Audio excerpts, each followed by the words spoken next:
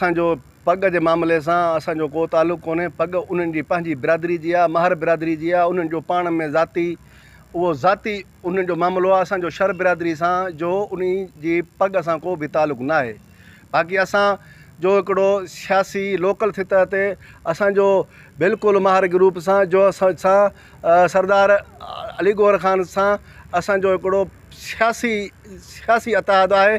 उन जे करे असांजे घरनि ते हितों जा ई जेके आहिनि लोकल माण्हू उन्हनि माण्हुनि जे चवण ते सरदार मोहम्मद बे ख़ान जेके कार्रवाइयूं कराए थो, असांजे ॿारनि में जेको आहे पुलिस मोकिले असांजे घरनि ते राति जो बिला जवाज़ जेको आहे सो नोटिस हणाए घरनि टहिराइण जा।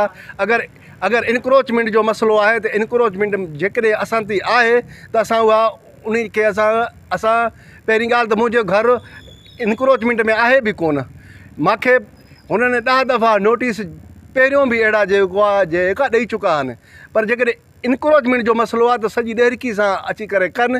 अगरि मुंहिंजे घर जी इरादी अचे थी त मां ॾियण लाइ मां तयारु आहियां। बाक़ी असां सां सियासी इंतकामी कार्रवाइयूं इन पग जे मामले में असां सां महिरबानी करे न कयूं वञनि। विज़िट कयो अवामी आवाज़ मीडिया ग्रुप जी वेबसाइट awamiawaz.pk।